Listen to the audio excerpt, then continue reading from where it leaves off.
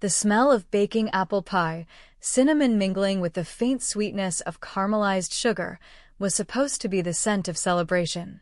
It was my 65th birthday, a milestone, a quiet turning point that I had imagined would be marked by the gentle hum of family.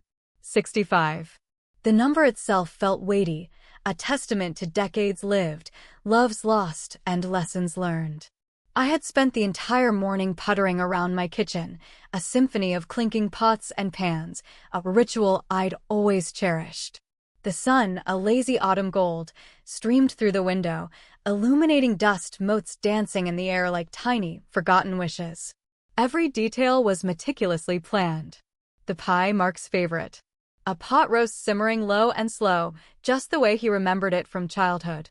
Even a batch of those ridiculously oversized chocolate chip cookies the grandkids adored. I smoothed down the floral tablecloth, a cherished linen passed down from my own mother, its delicate embroidery slightly frayed at the edges. 12 settings. Enough for Mark, Sarah, Emily, and Jacob, of course. My sister, Martha, always so punctual, would arrive soon. Perhaps even my niece, Clara, might surprise me. The house, usually so quiet since George passed, was alive with anticipation. Or, at least, I was. By 3 o'clock, the pie was cooling on the counter, its lattice top a perfect golden brown. The roast was fork tender. The air, thick with comforting aromas, felt heavy with waiting. I had put on my favorite blue dress, the one George always said brought out the color of my eyes. A touch of lipstick, a pearl necklace. Simple, elegant. Ready. 3:30. 4. 4:30. The silence grew louder with each tick of the grandfather clock in the hall. My phone, usually bustling with neighborhood gossip or calls from the book club, remained stubbornly dark. I walked to the window, pulling back the lace curtain. The street was empty, save for Mrs. Henderson's cat patrolling the flower beds. No cars turning into my driveway.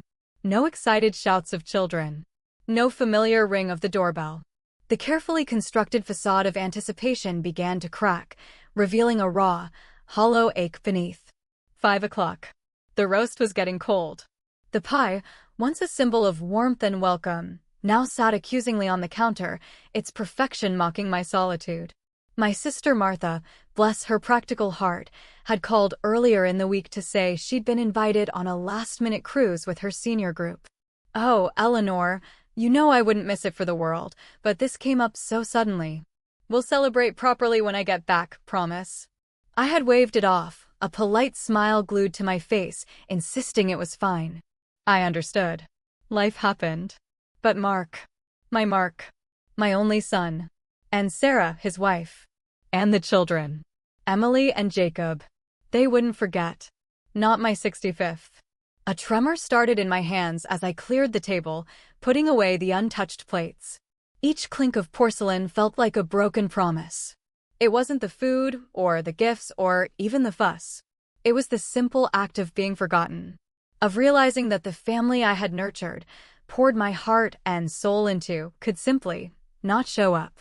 I retreated to my armchair, the one George had always claimed, and picked up a book, pretending to read.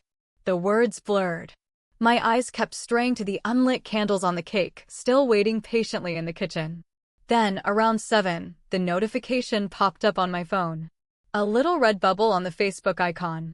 Sarah, my daughter-in-law, always so active on social media. I hesitated, a strange mix of dread and hope coiling in my stomach. Perhaps an apology? A hurried explanation? I clicked. And there it was. A cascade of smiling faces, bright sunshine, and turquoise water. Sarah, in a flowing sundress, a wide-brimmed hat, her arm linked with Mark's, both of them laughing, cocktails in hand. Behind them, the vast, shimmering expanse of the ocean. The kids, Emily and Jacob, were in a subsequent photo, splashing in a pool on the deck of a massive cruise ship, their faces alight with unadulterated joy.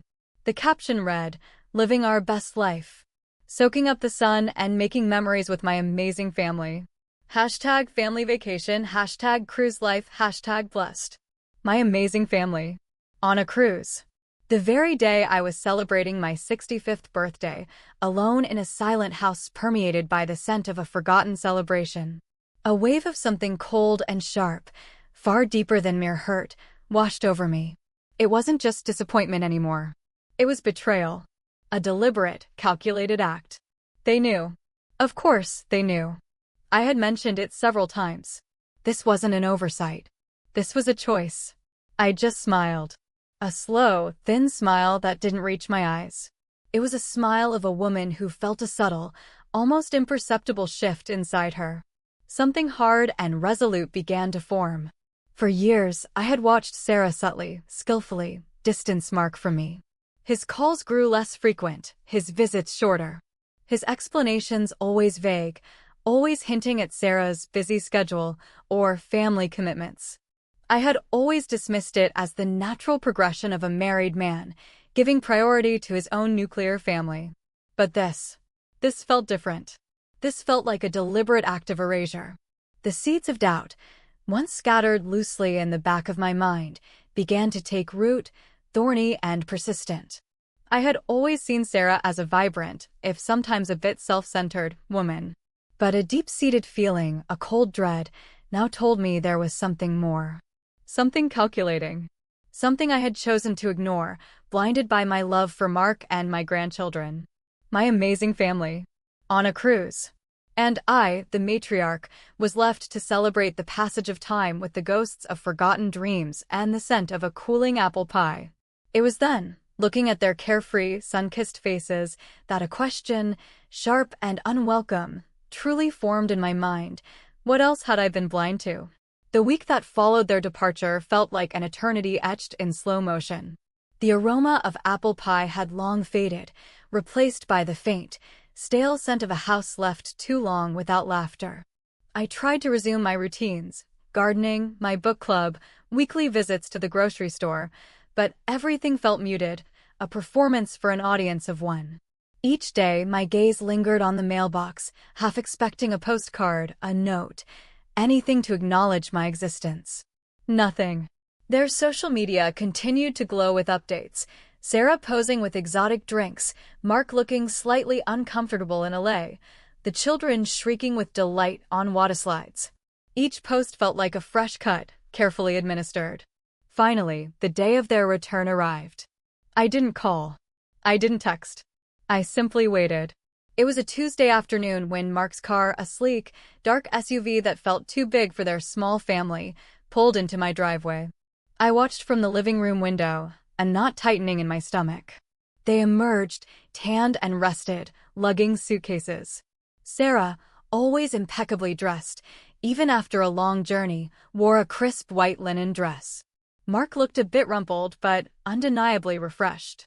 Emily, my 12-year-old granddaughter, bounced with youthful energy, while Jacob, my 8-year-old grandson, looked sleepy and clung to Sarah's hand. I opened the door before they could ring. My face, I hoped, was a carefully constructed mask of pleasant indifference. "Eleanor, we're back."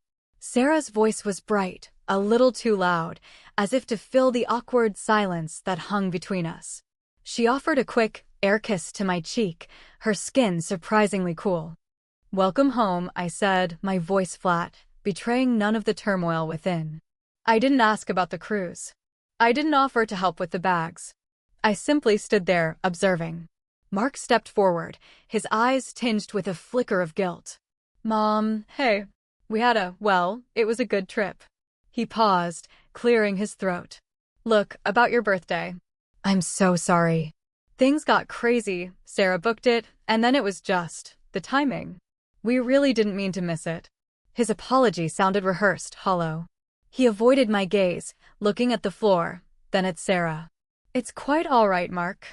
"I understand," I lied, the words tasting like ash. "Things happen." Emily, usually so effusive, gave me a quick hug. "Hi, Grandma." The ship had a movie theater, she chattered, already distracted by her own memories. Jacob, however, remained strangely quiet. He just stood there, a little boy with a mop of sandy blonde hair, looking up at me with wide, unblinking blue eyes. And that's when it hit me, not for the first time, but with a sudden, jarring clarity that sent a shiver down my spine. Jacob. He looked nothing like Mark. Or me. Or anyone in our family. Mark had my father's dark, almost black hair and deep-set hazel eyes. Emily, too, had inherited a hint of our family's strong jawline and my mother's elegant nose. But Jacob, his hair was too light, almost straw-colored, and his eyes were that particular shade of piercing blue I had never seen in our lineage. I had always dismissed it, of course. He gets it from Sarah's side, I'd told myself, the recessive genes, you know. But now, after the cruise, after the blatant disregard for my existence, that old, comfortable explanation felt threadbare, a flimsy excuse. Jacob, honey, how is the ocean? I asked, bending slightly to meet his gaze. He just shrugged, a tiny, almost imperceptible gesture. It was wet. A flicker of impatience crossed Sarah's face. He's just tired, Eleanor. Long journey. Of course, I replied, straightening up. My eyes, however, lingered on Jacob, a new, unsettling question mark etched into my perception of him. Later that evening, after they dropped off their luggage and settled back into their own home, Mark called. His voice was strained, apologetic. Mom, I really am sorry about your birthday. Sarah was just so excited about this cruise, and it was a special deal. You know how she is. I do, Mark, I said, my voice deliberately calm. But I also know you, son. You've never forgotten my birthday before. You even sent me flowers when you were in college in another state. A long silence stretched between us. It won't happen again, he finally said, his voice barely a whisper. I promise. I hope not, I responded, and then, unable to resist, I ventured. Jacob seems a little quiet. Is he feeling all right? Oh, he's fine. Just wiped out. Kids get overstimulated on those trips, Mark replied quickly, a little too quickly. Look, Mom, I really need to go. Sarah's waiting for me. Of course, I said, the familiar ache returning. Give my love to the children. I hung up, the phone feeling heavy in my hand. Mark's evasiveness, Sarah's dismissiveness, and most of all, Jacob's unsettling lack of resemblance to my son, solidified a nascent suspicion into something more concrete, more terrifying. The quiet, simmering anger from the birthday betrayal now had a new companion, a cold, hard curiosity. What exactly was Sarah so eager to hide? And why did my grandson look like a stranger? The questions gnawed at me, refusing to be silenced. This wasn't just about a missed birthday anymore. This was about something deeper, something potentially shattering, lurking beneath the veneer of my son's happy family. Sleep that night was a fractured thing, a tapestry of half-formed dreams and unsettling thoughts. Every time I drifted off, I saw Sarah's bright, too loud smile from the cruise photos, or Jacob's strangely blue, unblinking eyes. The old explanations, once comforting blankets against doubt, now felt like flimsy cobwebs, easily brushed aside. He gets it from Sarah's side. What did I even know about Sarah's side? Precious little, as it turned out. Sarah had arrived in Mark's life like a whirlwind, or perhaps a perfectly orchestrated storm. He'd met her at a corporate event, a rising star in her own marketing firm. She was vivacious, charming, with a quick wit that disarmed everyone. I had liked her initially. Mark was so smitten, so utterly head over heels, that I didn't want to be the overprotective mother. But even then, little things had pricked at me. I remembered one Christmas, about 10 years ago. We were going through old family photo albums, and I'd pulled out a picture of Mark as a baby, chubby-cheeked with that dark, almost black hair. Sarah had glanced at it, a tight smile on her lips, and quickly changed the subject. Oh, is that a new centerpiece, Eleanor? It's just divine. A trivial detail, easily forgotten, but now it resurfaced. She never seemed keen on discussing her own family history, either. Whenever I'd asked about her parents, she'd offer vague anecdotes about them traveling or being very private people. No photos, no stories that rooted her in a shared past. Mark had always accepted it, attributing it to her independent nature. I had too. Until now. There was also the incident with Emily's school project. It was a family tree assignment. Sarah had been surprisingly resistant, suggesting Emily just focus on Mark's side. Honestly, honey, Grandma Eleanor's family is so much more interesting for a project like this. Mine are, well, they're just not as exciting. Emily, a bright and curious child, had looked confused, but Sarah's tone had brooked no argument. It had bothered me then, but again, I'd rationalized it away as Sarah's desire to keep things simple for the kids. I needed to talk to someone. Someone who wouldn't immediately dismiss my fears as the ramblings of an overly dramatic old woman. There was only one person for that, Carol. Carol lived 2 houses down, our friendship forged over decades of shared garden club meetings, bridge nights, and the quiet comfort of knowing someone truly understood the rhythm of your life. She was a no-nonsense woman, practical and sharp as a tack, with a generous heart hidden behind a wry sense of humor. That afternoon, I baked a fresh batch of sugar cookies, something to do with my hands, and a peace offering for dropping such a heavy burden on her. Carol answered the door, her gray hair pulled back in a neat bun, a smudge of paint on her cheek from her latest canvas. "Eleanor, honey. Come in, come in. Smells delicious. What's bothering you?" She didn't mince words. She never did. We sat at her kitchen table, a worn wooden surface that had seen countless cups of tea and even more confessions. I laid it all out, starting with the birthday, the cruise, the Facebook photos, the cold reception. Carol listened, nodding occasionally, her brow furrowed. "And then Jacob," I concluded, my voice dropping to a whisper. "He doesn't look like Mark, Carol. Not one bit. His hair, his eyes. It's always been there, but I always pushed it away. Now, after everything else. I can't." Carol leaned back, stirring her tea. "Eleanor, sometimes kids just don't look like their parents. My cousin Mary's boy was a redhead, and both she and her husband were dark-haired. Recessive genes, as you said. But it's not just that," I insisted, leaning forward. "It's everything.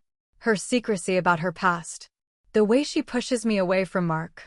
The way she always seems to have an answer that explains away every oddity. And now the birthday." It felt deliberate, Carol. Like a message.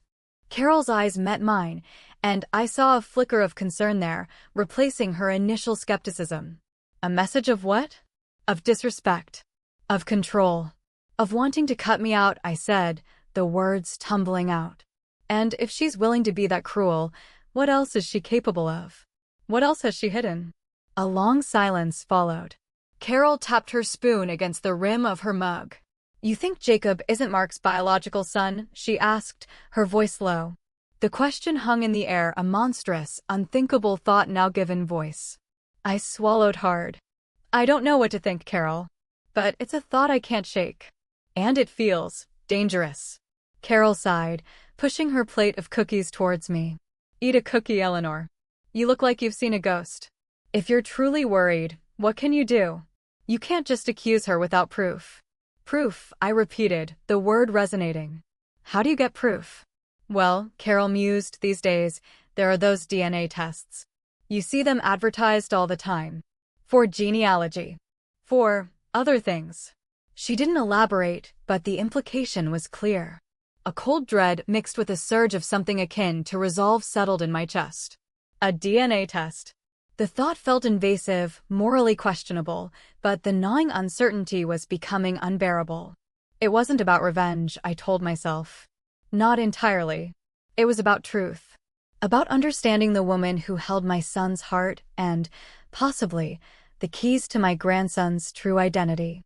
And in that truth, I dimly sensed, lay the safety of my family. When I left Carol's house, the autumn evening had already begun to draw its shadowy curtains. The whispers of the past, once faint and easily ignored, now seemed to gather into a chorus, urging me to listen, to look closer. I walked home, my mind racing, already formulating a plan. I needed answers, and I knew exactly how I was going to get them. The idea, once whispered by Carol and now fully formed in my own mind, felt both liberating and terrifying. A DNA test. It was a step into the unknown, a violation of trust, and yet, it felt like the only path forward. The image of Jacob's unmark-like blue eyes, coupled with Sarah's calculated coldness, had solidified into an inescapable conviction. I needed to know. Not for vengeance, not for spite, but for clarity. For Mark. For the children. For the truth, whatever it might be. The process of ordering the test was surprisingly easy, almost disturbingly so. A quick search on my tablet revealed several reputable companies. I chose one that promised discretion and clear results, filling out the online form with a trembling hand. The kit arrived a few days later, a plain, unassuming package that belied the seismic potential of its contents. Inside were sterile swabs, collection tubes, and detailed instructions. My heart hammered against my ribs as I read them, a strange mix of clinical detachment and profound dread. The real challenge, of course, was obtaining the samples without arousing suspicion. I couldn't simply ask. Sarah would never agree, and the very suggestion would expose my burgeoning suspicions, likely severing what little connection remained with Mark. It had to be subtle. It had to be untraceable. I started with Mark. He occasionally left things at my house, a forgotten coffee mug, a stray sock. But I needed something more reliable, something that felt less like rummaging through his discards. The opportunity arose a few days later when he came over alone to help me fix a leaky faucet, a small, familiar chore that felt like a comfort from a forgotten past. He worked diligently, humming softly, while I hovered nearby, offering tools. At one point, he asked for a glass of water. I brought him a freshly washed one, watching carefully as he drank. When he finished, he set it on the counter, then got back to work. As soon as his back was turned, I moved swiftly, almost instinctively. I retrieved the glass, carefully carried it to the bathroom, and, with gloved hands, swabbed the rim where his lips had touched. A small, almost invisible victory. His DNA secured. Jacob proved more difficult. He was a child, innocent and unsuspecting, and the thought of deceiving him pricked at my conscience. But the image of his eyes, so different, so other, steeled my resolve. I had to know, for him too. What if he was living a lie? What if his true father was someone dangerous, someone Sarah was desperate to keep hidden? My chance came during their weekly Sunday dinner visit, a tradition Sarah now tolerated rather than embraced.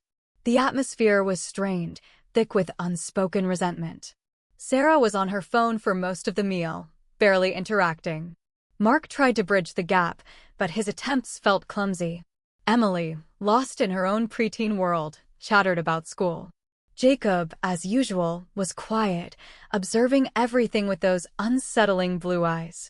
After dinner, Emily and Jacob went to the living room to watch cartoons. I lingered in the kitchen, washing dishes, my mind racing. I needed something from Jacob, something simple, natural. A hairbrush? No, too obvious. A discarded piece of food? Too messy, too easily dismissed. Then I saw it. Jacob, absorbed in his cartoon, was chewing on a piece of gum, blowing small, clumsy bubbles. When the show ended, he pulled it out, rolled it into a tiny, gray ball, and, without thinking, stuck it to the underside of the coffee table. A child's habit, perfectly innocent. My heart leaped. This was it. After they left, the house plunged back into its usual silence. I waited, giving myself time to calm my racing pulse. Then, with a deep breath, I walked into the living room. I knelt, pretending to adjust a throw pillow, and with gloved fingers, carefully detached the sticky blob of gum from beneath the table. I wrapped it immediately in a clean tissue, then placed it into one of the small, sterile plastic bags from the kit. My hands were trembling, but not from fear. From a grim determination. As I sealed the bags, labeling them carefully with Mark and Jacob, a wave of exhaustion washed over me. What I was doing felt wrong, fundamentally against the principles of trust and family I held so dear. Yet, a deeper, more primal instinct screamed that it was necessary. I was a mother, a grandmother. And something felt profoundly wrong in my family. This wasn't about revenge, I tried to convince myself. This was about safeguarding. It was about knowing the full, unvarnished truth, no matter how ugly, so that I could protect those I loved. I placed the sealed samples into the pre-addressed return envelope. The deed was done. Now began the hardest part, The waiting. The agonizing, soul-crushing anticipation of what those results would reveal. I closed my eyes, picturing Mark's earnest, trusting face. If my suspicions were correct, his world, and mine along with it, was about to be irrevocably shattered. The price of truth, I was beginning to realize, was steep indeed. The envelope, sealed and dispatched, felt like a small, innocuous stone cast into a vast, silent lake. I had dropped it into the postbox at the corner, watching it disappear into the impersonal chute, a tiny act with potentially monumental consequences. Once it was out of my hands, a new, more insidious torment began. The waiting. Each day stretched into an eternity. The clock, once a benign observer of my quiet life, became an insistent, mocking reminder of time passing, yet standing still. I tried to immerse myself in my usual routines, the garden, my watercolors, the daily crossword puzzle, but my mind was a restless, churning sea. Every mundane task felt like a distraction, a flimsy veil over the storm brewing beneath. The scent of my morning coffee, the rustle of leaves outside my window, the creak of the floorboards, every sensory detail was heightened, yet simultaneously dulled by the pervasive anxiety. I found myself scrutinizing everything, replaying conversations, searching for clues I might have missed.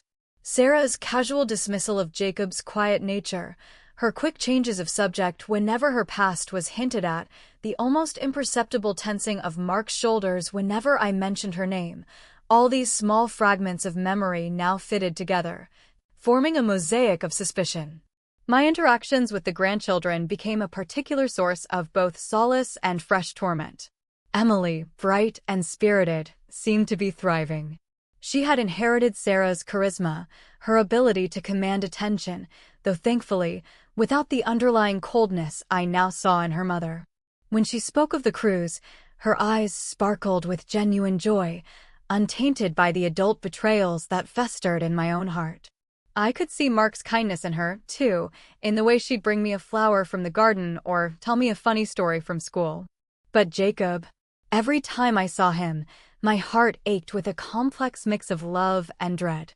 He was a sweet boy, gentle and observant. He loved to draw, sketching fantastical creatures in his notebook, his brow furrowed in concentration. He had a particular way of tilting his head when he was thinking, a gesture that was utterly foreign to our family. And those eyes, a startling, luminous blue that seemed to hold a world of unspoken thoughts. I'd watch him, trying to see Mark in his features, in his gestures, in the way he moved. I couldn't.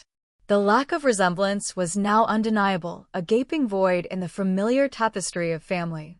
One afternoon, Jacob was drawing at my kitchen table, his fair hair falling over his forehead. He looked up, catching my gaze.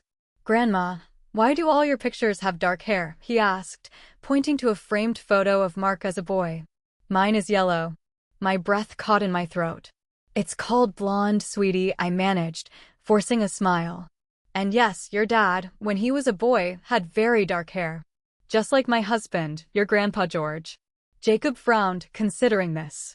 "But my mom's hair is like yours. Brown." He was right. Sarah's hair was a rich, chestnut brown, albeit often highlighted. There was no blonde anywhere in her family history that I knew of. My own hair, now silvered, had once been the same dark brown as Mark's. "Genes are funny things, Jacob," I said, my voice feeling strangely detached. "Sometimes they surprise you." He accepted this, returning to his drawing, but the conversation had left me shaken. It wasn't a definitive clue, just another unsettling piece in a puzzle I desperately wanted to solve, and equally desperately feared to see completed. The waiting was a constant battle against myself. One part of me yearned for the results, for the certainty, for the validation of my darkest suspicions. Another part, the part that still clung to the idealized image of my son's happy family, prayed for the test to come back negative. For it all to be a misunderstanding, a cruel twist of fate, a harmless case of recessive genes. But deep down I knew. The feeling in my gut, the one that had been building since that lonely birthday, was too strong to ignore. I began to realize the true cost of this truth. If Jacob wasn't Mark's biological son, it wouldn't just be Sarah who was exposed. It would shatter Mark's world, redefine his relationship with the boy he loved as his own. It would cast a shadow over Emily, who had always adored her younger brother. And it would leave me, Eleanor Vance, the quiet woman who baked apple pies and tended her garden, at the center of a family catastrophe. The silence of my house, once a comfort, now felt like a suffocating shroud, amplifying the thudding of my anxious heart. Each morning, the mail delivery became an event of heart-stopping suspense. My hand would hover over the mailbox, my fingers trembling as I pulled out the envelopes, searching for the telltale logo of the DNA company. Every day, the same disappointment, the same deferral of fate. The truth was out there, somewhere in the mail system, making its slow, inexorable journey towards me. And I knew, with a certainty that chilled me to the bone, that when it finally arrived, my quiet, predictable life would be irrevocably changed. The price of truth, I had thought, was high. Now, I began to fear it was immeasurable. The email arrived on a Tuesday, unassuming amidst a deluge of junk mail and neighborhood newsletters. The subject line was stark, devoid of embellishment. Your DNA results are ready. My breath hitched in my throat, a cold knot tightening in my stomach. The long wait was over. The moment of reckoning had arrived. My fingers, strangely numb, clicked on the link. A password prompt appeared, a final, digital barrier before the truth. I typed it in, my vision blurring slightly, my heart pounding a frantic rhythm against my ribs. The screen loaded, and then, there it was. Not a long, convoluted report, but a concise summary, devastating in its clarity. I scanned the words, my eyes snatching at fragments. Eleanor Vance, relationship to Mark Vance, biological mother. That was expected, a simple confirmation. My gaze started lower, searching for Jacob's name, dread coiling tighter with each passing second. Jacob Vance, relationship to Mark Vance, no biological relationship. No biological relationship. The words swam before my eyes, then sharpened into brutal focus. No biological relationship. It hit me like a physical blow, a punch to the gut that stole all the air from my lungs. The world tilted on its axis. The gentle hum of the refrigerator, the distant chirping of birds outside, all faded into a deafening roar in my ears. I squeezed my eyes shut, willing the words to change, to morph into a comforting lie. But when I opened them, they remained, stark and unyielding on the screen. Jacob was not Mark's son. My grandson, the sweet, quiet boy with the unsettling blue eyes, was a stranger to our bloodline. A guttural sound escaped my lips, a half-sob, half-gasp that sounded alien even to my own ears. The pie, the cruise, the coldness, the evasions, it all clicked into place, a horrifying puzzle finally complete. Sarah. She had done this. She had brought a child into Mark's life, a child he believed was his, and woven a monstrous lie around it. For how long? Since Jacob was born? Or even before? Anger, cold and sharp as a surgeon's blade, began to replace the initial shock. Not just a simmering resentment, but a righteous, incandescent fury that pulsed through every vein. How dare she? How dare she deceive my son, betray his trust, and build a life on such a foundation of lies? Mark, my kind, trusting Mark, who had always seen the best in everyone, especially her. His love, his devotion, his entire family, all of it built on a house of cards. My mind raced, reeling from the implications. This wasn't just a missed birthday, a petty slight.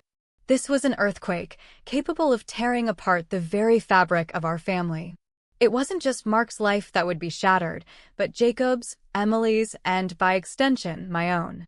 The quiet life I had so carefully cultivated, the one I believed was filled with predictable joys and familiar sorrows, was a masquerade.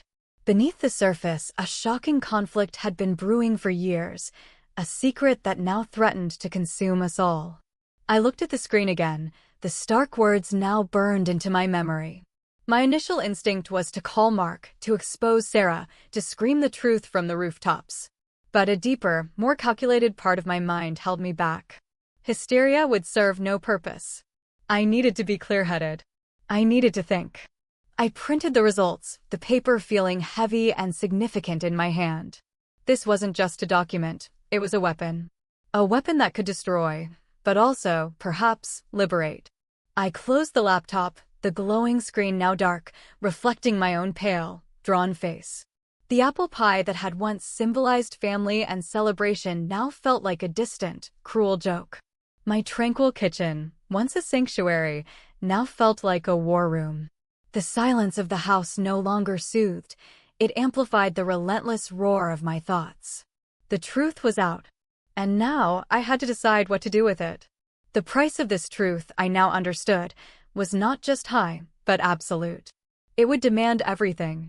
And I, Eleanor Vance, the quiet grandmother, was ready to pay it. For Mark. For the children. For the family that had been built on a lie. The printout of the DNA results lay on my kitchen table, a stark, white rectangle against the familiar floral pattern of my tablecloth. It was tangible proof, cold and irrefutable, of Sarah's deceit. My initial rage had settled into a steely resolve. I knew I couldn't confront Mark first. He was too trusting, too easily swayed by Sarah's manipulation. I needed to face her directly, to watch her carefully constructed world crumble before she had a chance to spin new lies for my son. I picked up my phone, my fingers steady as I dialed Sarah's number. She answered with her usual bright, slightly aloof tone. Eleanor? To what do I owe the pleasure? Sarah, I need to speak with you, I said, my voice deliberately calm, devoid of any emotion. It's important. Can you come over? A beat of hesitation. Now? I'm rather busy, Eleanor. Mark and I were just about to head out for an appointment. This can't wait, I insisted, my tone hardening just enough to convey the gravity of the situation without giving anything away. It concerns your family. My family? If you don't come here, I will come to your house. Or I will call Mark. That got her attention. A sharp intake of breath on the other end. Fine, she snapped, her politeness dissolving. I'll be there in 15 minutes.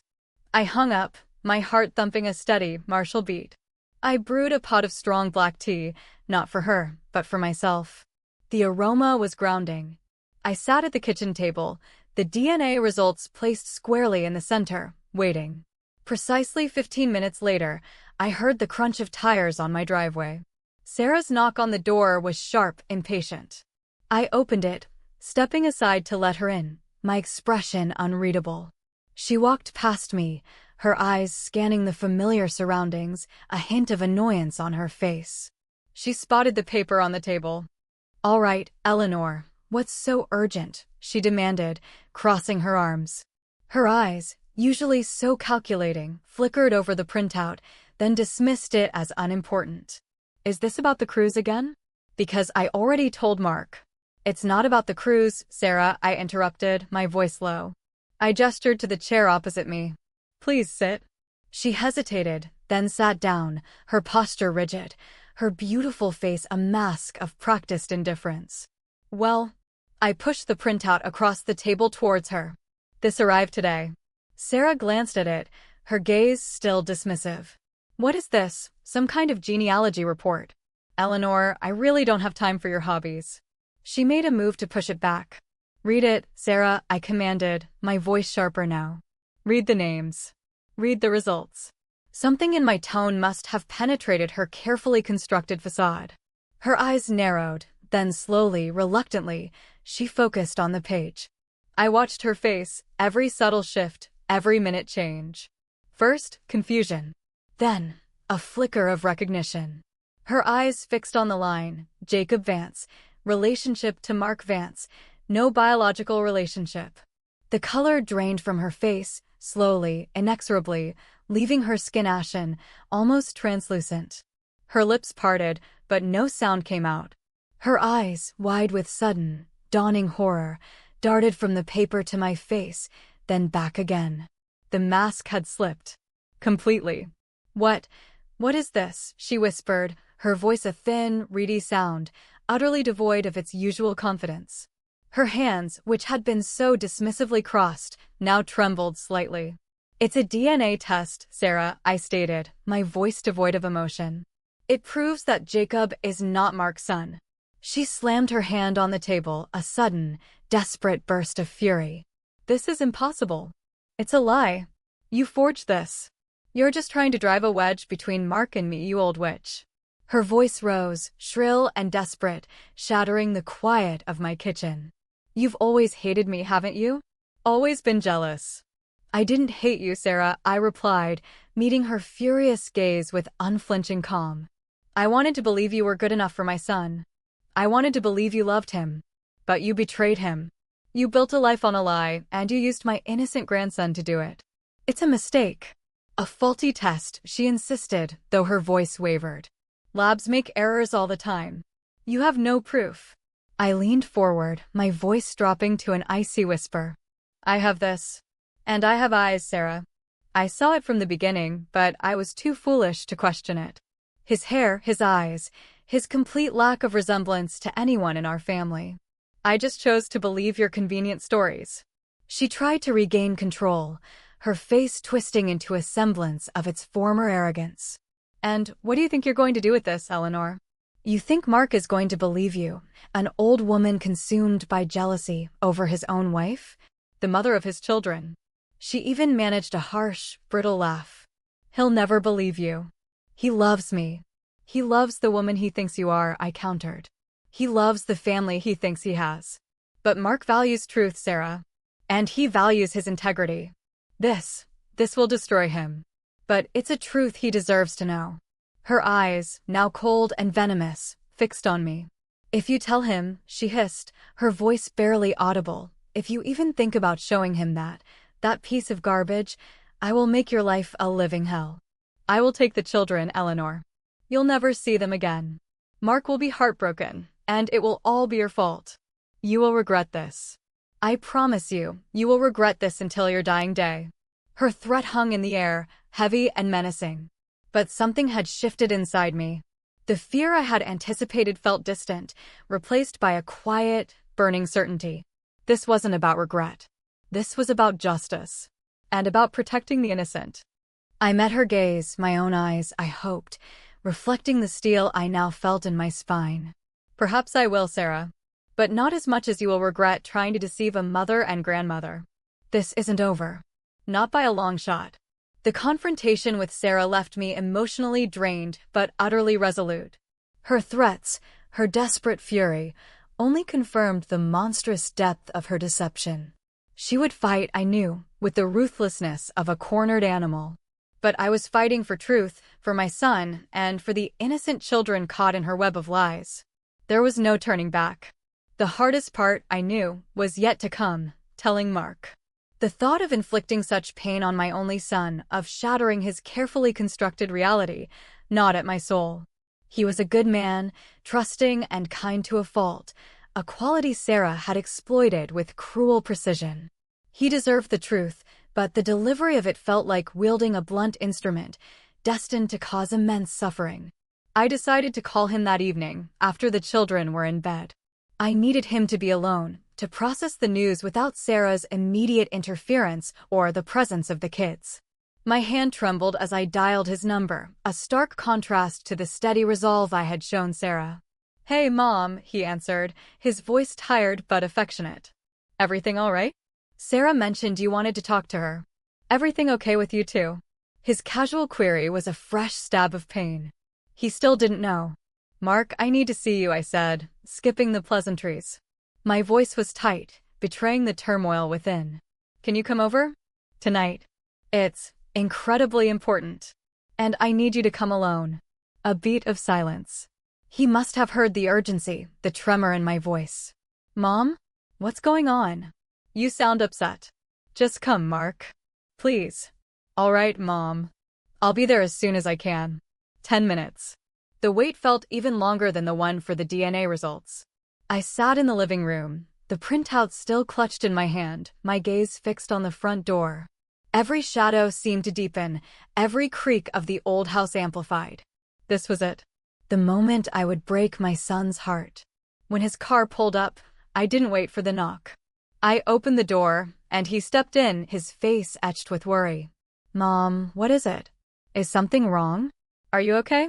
I led him to the living room, to the sofa where he used to curl up as a boy, listening to me read stories. Now, I would tell him a story far more devastating. I gestured for him to sit, then took the armchair opposite, the DNA results held firmly in my lap. Mark, I began, my voice a shaky whisper, I have something to tell you. Something that will be very hard to hear. He leaned forward, his brow furrowed, his eyes searching mine. Mom, you're scaring me. Just tell me. I took a deep breath. It's about Jacob. His expression softened, a protective instinct flickering in his eyes. Jacob? What about him? Is he sick? No, I said, my voice gaining a desperate clarity. He's not sick. Mark, Jacob is not your biological son. The words hung in the air, a death knell in the quiet room. Mark's face, which had been so concerned, went utterly blank. His eyes glazed over, his jaw slackened. He looked at me as if I had suddenly started speaking in tongues. What are you talking about, Mom? He asked, his voice barely a breath. That's insane. Of course, he's my son. He's my boy. He even managed a small, disbelieving laugh, a desperate attempt to dismiss what he was hearing. I pushed the DNA results into his trembling hands.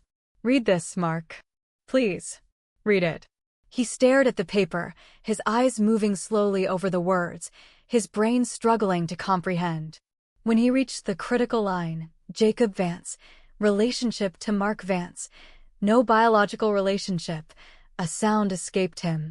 It was a guttural, wounded cry, filled with disbelief and an agony I had never heard before. The paper slipped from his fingers, fluttering to the floor. His face contorted, a kaleidoscope of emotions warring within him, confusion, hurt, and then a slow, dawning comprehension that twisted into pure, raw fury. No, he whispered, shaking his head. No, this is a lie. Sarah wouldn't. She couldn't. Jacob is my son. I was there when he was born. I cut the cord. His voice rose, tinged with a desperate edge. Mom, this is some horrible mistake. Sarah, she loves me. She loves us. She came here today, I said, my voice steady now, even as tears welled in my own eyes. I showed her the results. She didn't deny it, Mark. She threatened me. She told me I would regret telling you. His head snapped up, his eyes, usually so gentle, now blazing with a terrifying intensity. She threatened you? She said she would take the children, that I'd never see them again, that I would destroy your life. A choked sob tore through him. He buried his face in his hands, his shoulders shaking uncontrollably. The strong, capable man I knew was crumbling before my eyes, reduced to a weeping boy. It was worse than I had imagined. The depth of his betrayal, the sheer audacity of Sarah's deception, had ripped through him like a hurricane. All these years. He choked out, his voice muffled by his hands. All these years, I thought. I loved him, Mom. I raised him. He's my son.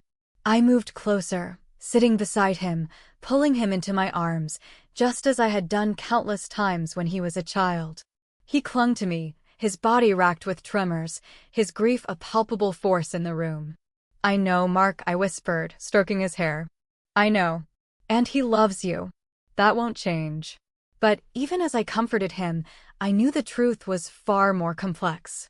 The easy answers, the comforting lies, were gone. His world was shattered. And as his sobs slowly subsided, replaced by a hollow, defeated silence, I felt the grim certainty that this was only the beginning of the battle. The question now wasn't just if he would believe me, but what he would do with this devastating, life-altering truth. His broken heart was just the first casualty. The hours that followed Mark's raw, agonizing revelation were a blur of hushed conversations and the quiet comfort of my presence.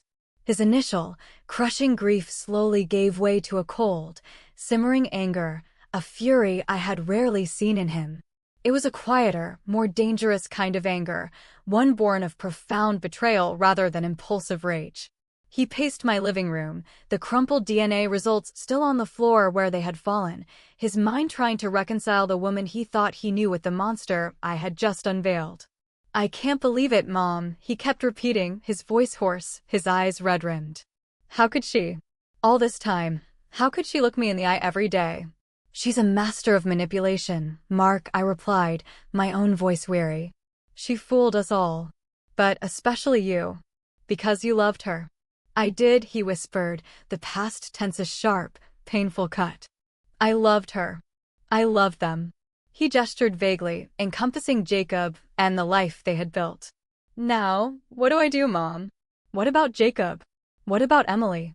We find out everything, I stated, my voice firm. We find out why she did this. We find out who Jacob's father is. And then we decide. But we need answers first. Mark looked at me, a flicker of his old, determined self returning to his eyes. You're right. I need to know. Everything. Where do we even start? Her past, I suggested. She's always been so cagey about it. No family photos, vague stories about her upbringing. That's where the truth lies, I suspect. The next few days were a blur of quiet, methodical investigation. Mark, fueled by a potent mix of hurt and righteous indignation, threw himself into it. He started with his own memories, meticulously sifting through the early days of their relationship. He unearthed old phone bills, bank statements, and digital photos, searching for any anomalies, any hidden clues. She always had an excuse for everything, he muttered one evening, poring over a stack of old credit card statements at my kitchen table. A busy work trip here, a family emergency there. I never questioned it. Why would I? Because you trusted her, son, I said gently. Our first real lead came from a forgotten digital photo album Mark found deep within an old laptop. It was from a corporate retreat, a year before he and Sarah officially started dating. There, in the background of a group shot, was Sarah, laughing with a group of colleagues. And next to her, a man I didn't recognize. He was tall, dark-haired, with a distinctive tattoo on his forearm. Mark remembered him vaguely. Her old boss, I think. Or a senior colleague. Liam something. Liam, I echoed, the name sounding foreign, vaguely menacing. She used to complain about him, Mark mused. Said he was demanding a real piece of work. Then, after we got serious, she just never mentioned him again. Like he disappeared. We turned to the internet. While Mark focused on his immediate past with Sarah, I used my own research skills, surprisingly honed by years of genealogy searches for our family tree. I delved into public records, old newspaper archives, and, with Carol's reluctant help, a few more obscure online forums related to her former company. It felt like playing detective, a role utterly foreign to my quiet life, yet one I embraced with fierce determination. She worked for a small marketing agency before she joined the big firm where you met her, I discovered, poring over old LinkedIn profiles and corporate news releases. And this Liam character, his name pops up a few times. Then, a breakthrough. Mark, frustrated but persistent, found an old, cached version of a small-town newspaper's online archive from a few years before he met Sarah.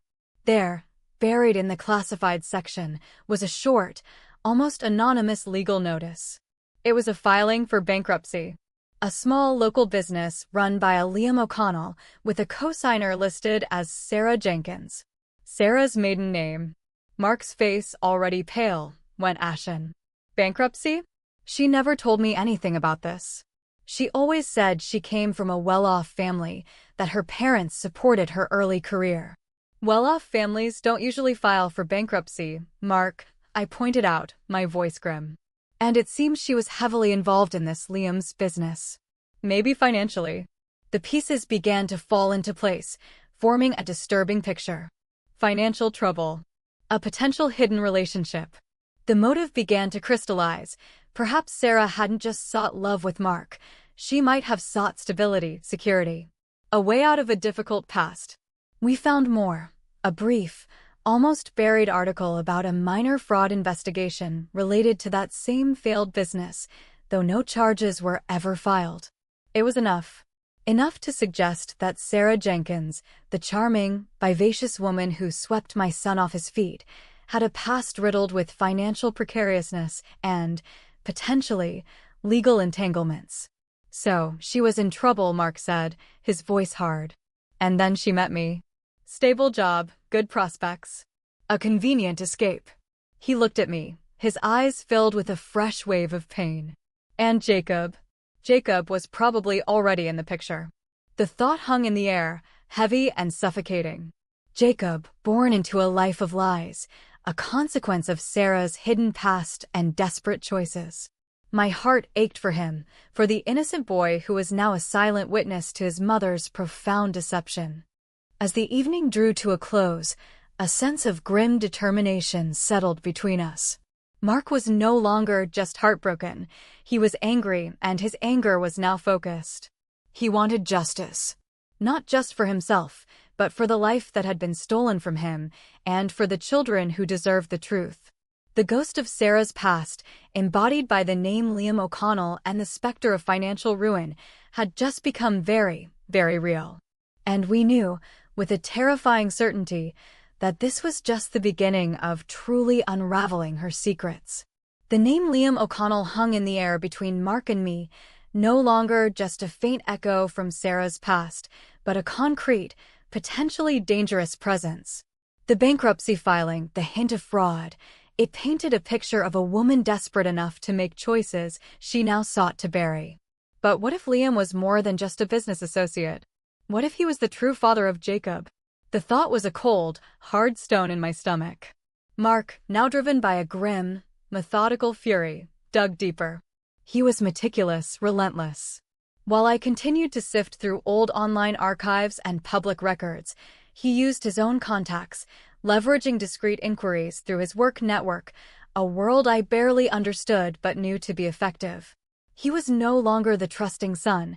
He was a man betrayed, seeking to expose every layer of the deception.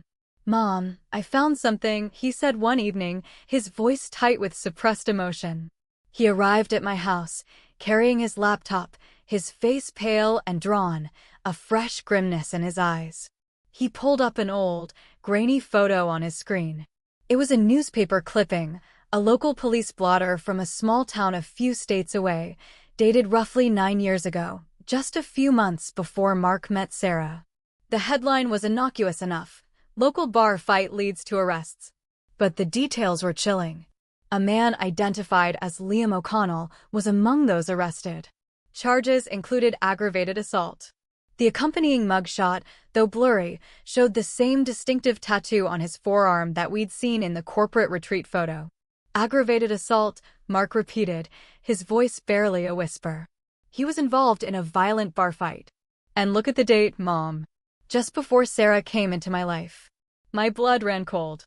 This wasn't just about financial desperation. This was about a volatile, potentially dangerous man. And Sarah, my son's wife, had been entangled with him. "This changes everything, Mark," I said, my voice heavy with dread. "If he's Jacob's father, Sarah isn't just covering up a lie. She's covering up a connection to someone potentially dangerous." "And that's not all," Mark continued, his finger hovering over another link. "I cross-referenced his name with a few other databases. He has a rap sheet, Mom. Mostly minor stuff. Public disturbance, a few DUIs, but this assault charge, it was serious. He served time, a short stint, but still. He's been in and out of trouble for years. And then he just vanished from the public record a few years ago. Like he disappeared off the face of the earth." A chilling possibility presented itself. What if Sarah wasn't just protecting her secret? What if she was protecting Jacob and herself from Liam? From the consequences of his past or his current activities? The stakes had just soared. This wasn't merely a domestic deception. It had taken on a darker, more perilous hue. Sarah, meanwhile, had grown increasingly agitated. She hadn't called me since our confrontation, but Mark reported her erratic behavior. She was short-tempered with him, snapping at the children, spending hours locked in her office on the phone, speaking in hushed, urgent tones. She'd accused Mark of spying on her, of trying to ruin her reputation. The more questions Mark subtly posed about her past, the more defensive and paranoid she became. She wasn't just lying, she was terrified. "She's scared, Mom," Mark observed, his voice tinged with a strange mix of anger and concern. "Not just angry. She's genuinely scared of something. Or someone." We speculated about her motives. Did she genuinely fear Liam? Was she protecting Jacob from him, or from a truth that would expose a far more complex and dangerous narrative? Perhaps Liam had been abusive or involved in something more sinister than just petty crimes. Perhaps she saw Mark as her only escape, a safe harbor for herself and her son. The thought, while offering a sliver of understanding, did little to mitigate the betrayal. It only complicated the web of lies. Then, one afternoon, I received a package. It was a plain brown envelope, slipped through my mail slot, with no return address, no stamp. My heart pounded as I opened it. Inside was a single, typed sheet of paper. No letterhead, no signature. Just a few chilling words. Stop digging. You don't know what you're looking for. Some secrets are best left buried. For your own safety. My blood ran cold. This wasn't Sarah's style. Her threats were verbal, direct, full of indignant fury. This was cold, calculated, and anonymous. This felt like Liam. Or someone connected to him. I showed the note to Mark. His face hardened, a grim determination settling in his jaw. Someone knows we're asking questions. Someone is watching. This confirms it, Mark, I said, my voice barely a whisper. Sarah is involved in something much bigger than just deceiving you about Jacob's paternity. There's a real threat here. We're not just uncovering lies, we're stirring up dangerous ground. Mark's gaze met mine, a silent agreement passing between us. The initial pain of betrayal had morphed into a fierce, protective instinct. We were no longer just a mother and son dealing with a family secret. We were collaborators in a perilous quest for truth, facing unseen enemies and shadows from a past far darker than we could have ever imagined. The stakes were no longer just about Mark's broken heart. They were about our safety and, potentially, the safety of Emily and Jacob. The game had just become deadly serious. The anonymous note had changed everything. It was no longer just about exposing Sarah's lies. It was about survival. The chilling words, "Stop digging. You don't know what you're looking for. Some secrets are best left buried. For your own safety," echoed in my mind, a tangible warning that vibrated with genuine menace. This wasn't Sarah's histrionic anger. This was something colder, more calculated, clearly coming from someone connected to Liam O'Connell, perhaps even Liam himself. Mark and I sat in my living room, the typed note laid flat on the coffee table between us, a stark reminder of the danger we were now wading into. The air hummed with a tension that was almost unbearable. "We need to go to the police," Mark finally said, his voice low and strained. I shook my head slowly. "And tell them what, Mark? That we did an unauthorized DNA test on your son? That your wife might have a criminal past? That you received an anonymous note?" They'd see it as a domestic dispute, maybe some light harassment, nothing more. We don't have enough to justify a full investigation, not yet. And if we go to them too soon, it might just tip off whoever sent this. So, what do we do? His frustration was palpable, his hands clenched into fists. We just wait for something worse to happen? For them to act on their threat? No, I replied, my gaze meeting his. There was no longer any hesitation in my voice. The quiet grandmother was gone, replaced by a woman fueled by a fierce, primal instinct to protect her own. We prepare. We protect ourselves. And we gather more evidence. We need to know who this Liam O'Connell truly is, and what hold he has over Sarah. Our first step was practical. We changed all the locks on my house, and Mark installed a new, more sophisticated security system with cameras. He did the same at his own house, making sure Sarah wasn't around when he replaced the old, flimsy ones. He also discreetly bought a small, personal alarm for me, insisting I carry it at all times. It felt strange, almost cinematic, but the chilling reality of the threat made it necessary. We then began compiling a detailed timeline of Sarah's life before Mark, cross-referencing everything we had found about Liam O'Connell. It was a painstaking process, piecing together fragments of information from old online directories, cached social media profiles, and obscure local news archives. Every time Liam's name appeared, Sarah's wasn't far behind. Their connection, whatever its nature, was undeniable and deep-rooted. Mark, meanwhile, was also forced to confront the harsh reality of his marriage. He spoke to a divorce attorney, a discreet, sharp woman recommended by a colleague. The legal conversation, cold and clinical, was another painful step in accepting the end of his life as he knew it. He learned about his rights, about custody, about the complexities of a marriage built on such a profound deception. The lawyer advised him to gather as much financial documentation as possible, wary of Sarah's past bankruptcies. "She's hiding things, Mom," he told me after one such meeting, his voice grim. "Bank accounts I didn't know about. Investments. It's like she had an escape plan already in motion." My heart ached for him. He was discovering not just a betrayal, but a carefully constructed deception that had permeated every aspect of his life. Yet, I also saw a new strength emerging in him, a resilience forged in the fires of disillusionment. He was no longer the naive man I had known, easily swayed by a charismatic smile. He was becoming a protector, like me. The tension in the air, however, was palpable, especially around the children. Emily, perceptive and intelligent, began to pick up on the strained silence between her parents, the hurried, hushed phone calls, the way Mark seemed to watch Sarah with a wary, distant gaze. "Grandma," she asked me one afternoon, her young brow furrowed with concern, "is everything okay with Mom and Dad? They're fighting a lot. And Dad looks sad." My heart clenched. How much did she understand? How much should she know? I longed to shield her from the ugliness, but I also knew that truth, however painful, was ultimately safer than a pervasive lie. "They're going through a difficult time, sweetie," I told her, choosing my words carefully. "Sometimes adults have big problems they need to sort out. But whatever happens, your dad and I will always be here for you and Jacob. Always." Jacob, always the quieter one, seemed more withdrawn than usual. He spent more time in his room, drawing, his blue eyes often clouded with a thoughtful, almost melancholic expression. He had never been demonstrative, but now his silence felt heavier, as if he sensed the seismic shifts occurring beneath the surface of his young life. The first tangible threat beyond the note came subtly. My internet connection, usually stable, became intermittent, then completely failed for a full day. Mark, who was technically savvy, checked it. "Someone tried to hack into your router, Mom," he announced, his face tight.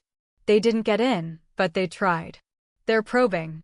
Then, a strange car, a dark sedan with tinted windows, began to appear on my street, parked casually a few houses down, its occupants obscured.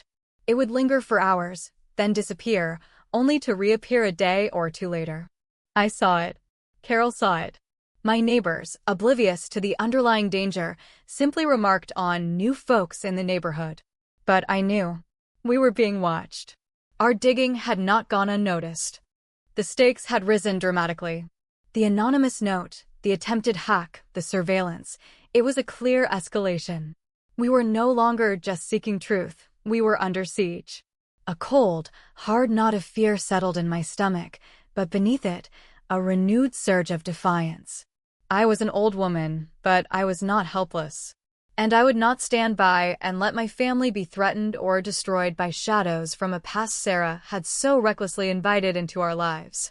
We were preparing for battle, and I knew, with every fiber of my being, that I was ready to fight.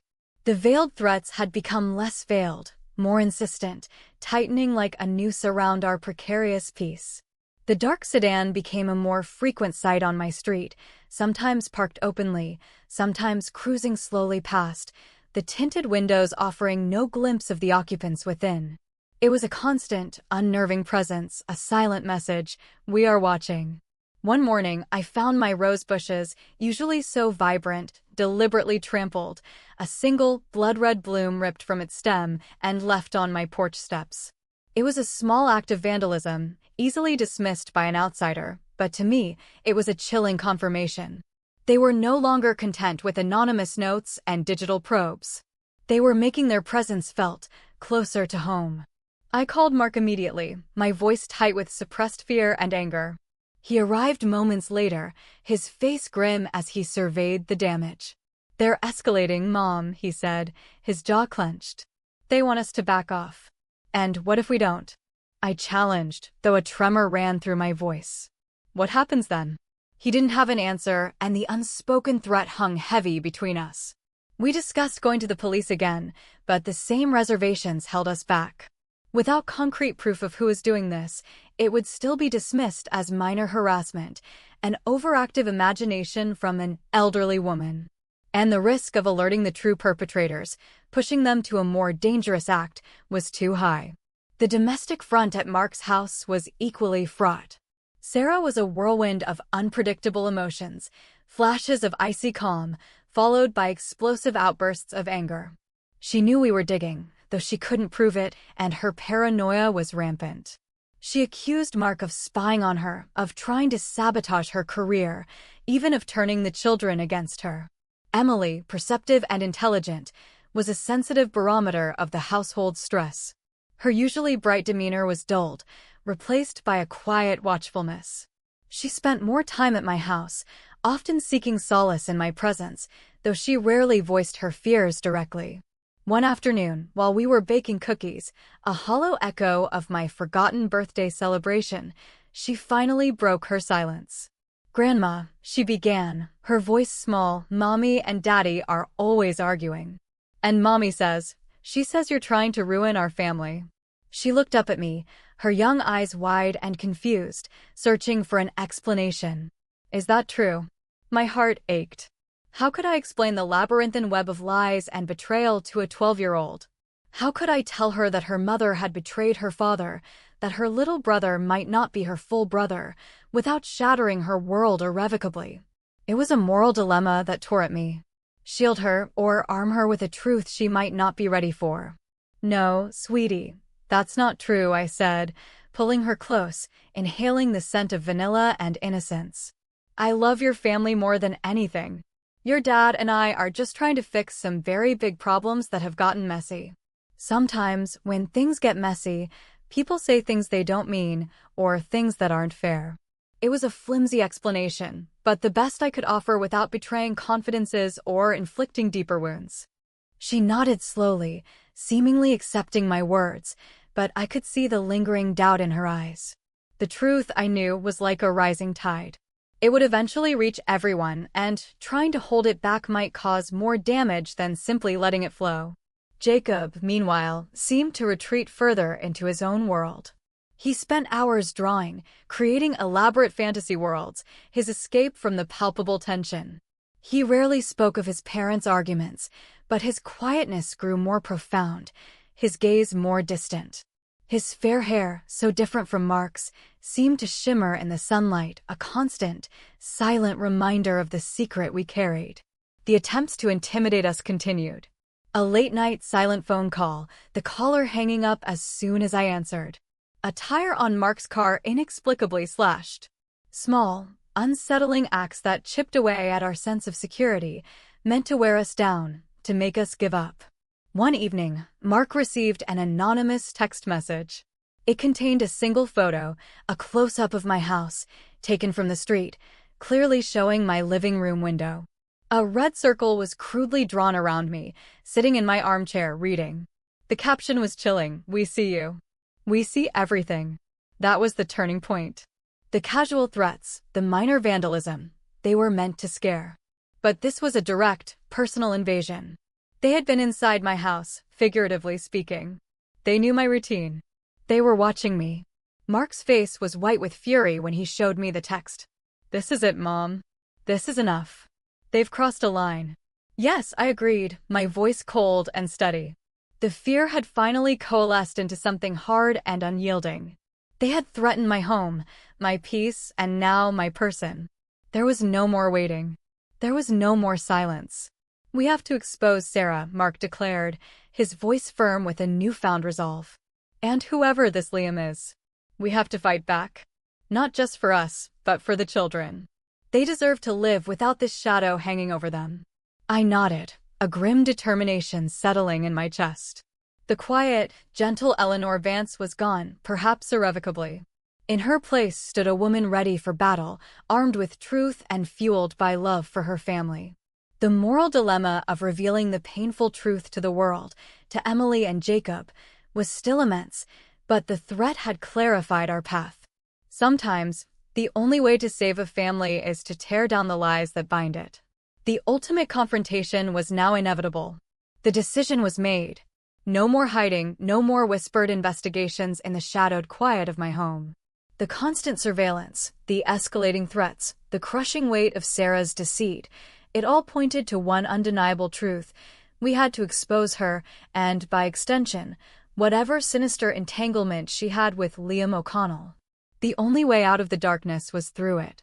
Mark, now a man transformed by betrayal and righteous anger, initiated divorce proceedings. His lawyer, a shrewd woman named Miss Davies, advised him to go for full custody of both children, citing Sarah's erratic behavior, her financial improprieties, and the deliberate deception regarding Jacob's paternity.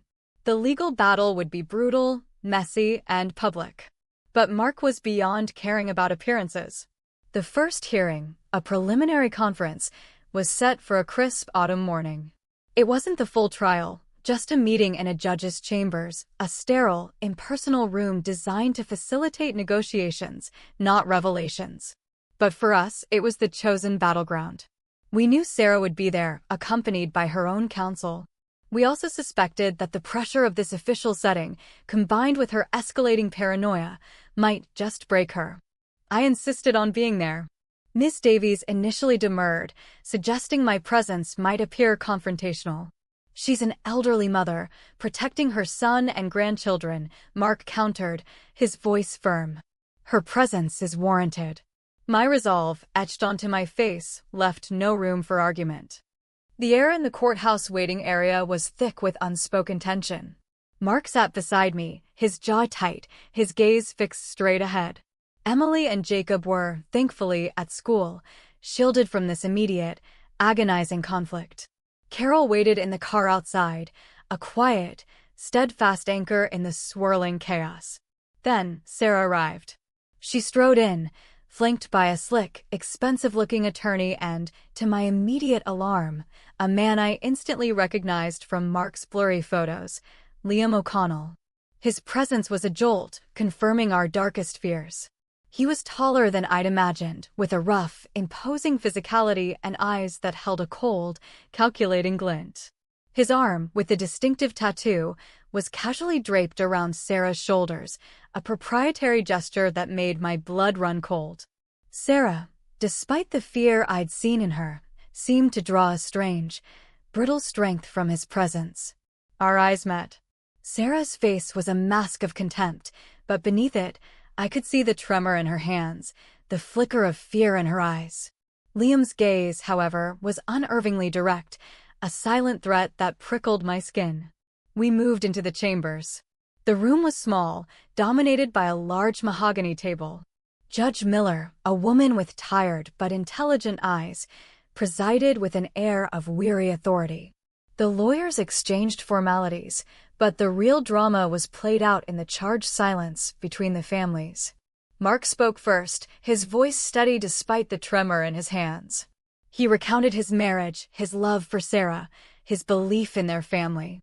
Then, his voice cracking slightly, he revealed the DNA test results, laying the printout on the table. "Jacob is not my biological son," he stated, the words heavy with pain. Sarah deliberately deceived me. Sarah's attorney immediately launched into a furious denial, calling it a fabricated document, an outrageous smear campaign by a vengeful ex-mother-in-law. Sarah herself, pale and trembling, tried to echo the denial, but her voice was weak, unconvincing. Then, Ms. Davies stepped in, calmly presenting our meticulously compiled evidence, the bankruptcy filings in Sarah's maiden name, the fraud investigation, the police blotter with Liam O'Connell's arrest for aggravated assault, the timeline of Sarah's and Liam's known association.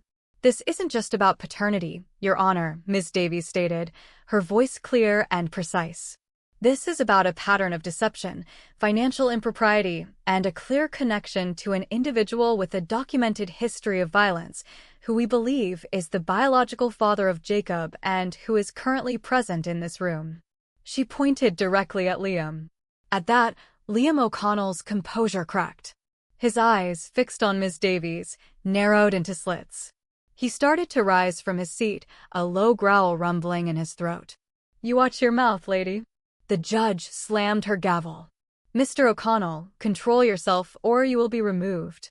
But the damage was done.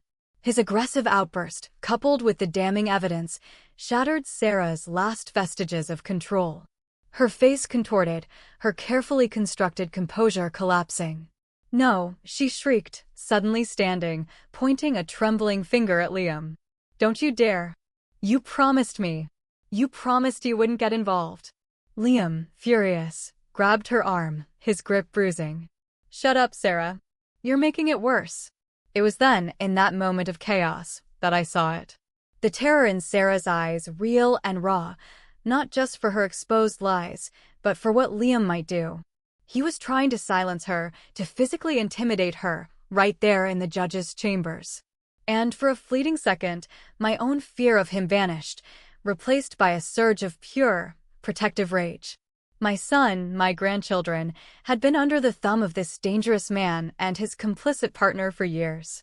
The memory of the trampled roses, the slashed tire, the photo of me in my own living room, it all flooded back. Without thinking, driven by an instinct far older and fiercer than politeness or legal protocol, I rose. My 70-year-old body felt surprisingly nimble. I walked purposefully to the table, ignoring the shocked gasps, and placed my hand firmly over the DNA results, covering them protectively. Then I looked directly at Liam O'Connell. "You," I said, my voice surprisingly strong, cutting through the rising tension, "you are not touching her or anyone else in this family. You have brought enough darkness into our lives." My gaze shifted to the judge. "Your Honor, this man has been harassing my son and me. He sent threats. He stalked my home. He is a danger to my family, and he is Jacob's biological father." Liam lunged, a sudden, explosive movement, towards me. He wasn't aiming to hit, but to grab the DNA results to silence the truth. But Mark, quick as a flash, stepped between us, pushing me firmly behind him. "Stay away from my mother." Mark roared, his quiet fury finally erupting into open defiance. The judge's gavel slammed again, louder this time. Court officers, sensing the escalating volatility, rushed forward. Liam, momentarily restrained by Sarah's attorney, was quickly surrounded. And in that moment, seeing Liam cornered, his face twisted in frustrated rage, Sarah finally broke. The dam burst. Tears streamed down her face, and her voice, no longer venomous, but a desperate, choked confession, filled the room. "He forced me," she sobbed, pointing at Liam. "He was in debt, always in trouble. I was pregnant. He threatened to hurt me, to take Jacob. He wanted money, a way out. Mark was my escape. My only way to protect Jacob. I never wanted to lie, but I was scared. He still scares me." The room fell into stunned silence. Her words, raw and unfiltered, were a confession, an admission of guilt, yes, but also a desperate plea. The truth, ugly and painful, had finally exploded into the light. The confrontation was over. The battle had begun. And I, Eleanor Vance, the quiet grandmother, had found her voice and her courage right in the heart of the storm. The confession hung in the air, thick with the stench of broken trust and simmering fear. Sarah collapsed into her chair, continued to sob, her words a desperate jumble of fear and self-pity. Liam O'Connell, red-faced and raging, was being physically escorted from the chambers by court officers, shouting threats that only confirmed Sarah's desperate claims. The judge, her face a mask of stern disbelief, had called for a recess. The room emptied slowly, leaving Mark and me with Ms. Davies, who looked both triumphant and exhausted. Mark, still trembling with a mixture of anger and shock, sank into a chair, running a hand over his face. The revelation of Liam's involvement and Sarah's terrified confession had opened a new, even more painful wound. "She was truly afraid, Mom," Mark whispered, his voice hoarse, grappling with the sudden shift in his perception of Sarah. "He truly threatened her." "Fear doesn't excuse betrayal, Mark," I replied, my voice firm, though my own heart ached for the impossible situation Sarah had created. "It explains it, perhaps, but it doesn't absolve her of the choices she made. She chose to lie, to deceive you, and to build a life on that lie, trapping all of us in it." Miss Davies cleared her throat. "Mr. Vance, Eleanor. This is a significant development. Sarah's confession, made under duress and in front of the judge, is incredibly valuable. It strengthens our case immensely. We can pursue charges against Mr. O'Connell, and it will certainly impact the divorce and custody proceedings. She paused, her gaze softening slightly. But we also need to consider the children. This is going to be incredibly difficult for them. And there it was, the inevitable, agonizing question. Emily and Jacob. How do you tell children their lives are founded on such a devastating lie? How do you explain that the man they call dad isn't biologically related to one of them, and that their mother has been living in fear of a dangerous man who might be the other's father? The next few weeks were a blur of legal meetings, police statements, and attempts to create a semblance of normalcy for the children. Liam O'Connell was investigated, and facing Sarah's testimony and a growing file of evidence, he was eventually charged with harassment and extortion, among other things. His past caught up with him, a testament to the shadows he had long cast. Sarah was granted supervised visits with Emily, but her custody of Jacob was swiftly contested by Mark. She was broken, her vibrant facade shattered, her future uncertain. The fear of Liam had consumed her, but her lies had consumed us all. Mark, in a display of profound love and unwavering commitment, formally adopted Jacob. It was a deeply emotional moment, one that reaffirmed his unwavering bond with the boy he had always considered his son. The biological truth could not erase the truth of his father's heart.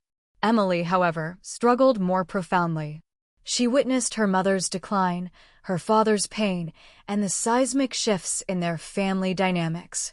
We told her a carefully worded version of the truth, that her mother had made some very bad choices and kept secrets, and that sometimes families had to be restructured to be healthy and safe.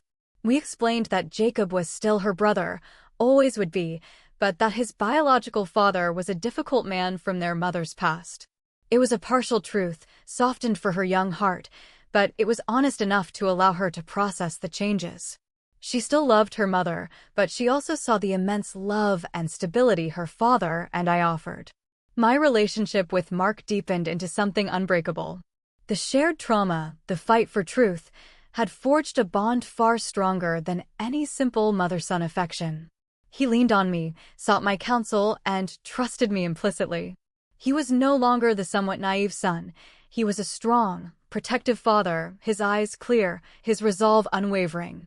The divorce was finalized, messy but definitive. Sarah disappeared from our immediate lives, her whereabouts and future uncertain. But the shadow of Liam O'Connell, though diminished by his arrest, remained a potent reminder of the danger we had navigated.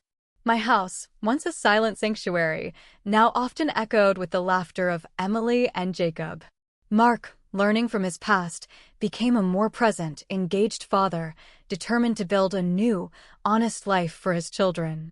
He cherished his time with them, teaching Jacob how to throw a baseball and helping Emily with her homework, creating new memories, free from the weight of deception. I, Eleanor Vance, was no longer just the quiet grandmother. I was a survivor, a protector, a woman who had dared to uncover a shocking truth and fight for her family. My garden still thrived, my apple pies still graced the cooling rack, but now there was a new strength in my gaze, a new clarity in my purpose. The scars of the past remained, but they were no longer hidden. They were a testament to resilience, to the enduring power of truth, and to the unwavering love of a family forged anew, not by blood alone, but by courage and unwavering devotion. The quiet life I once knew was gone, replaced by a new reality, one that was harder won, but infinitely more real and profoundly cherished.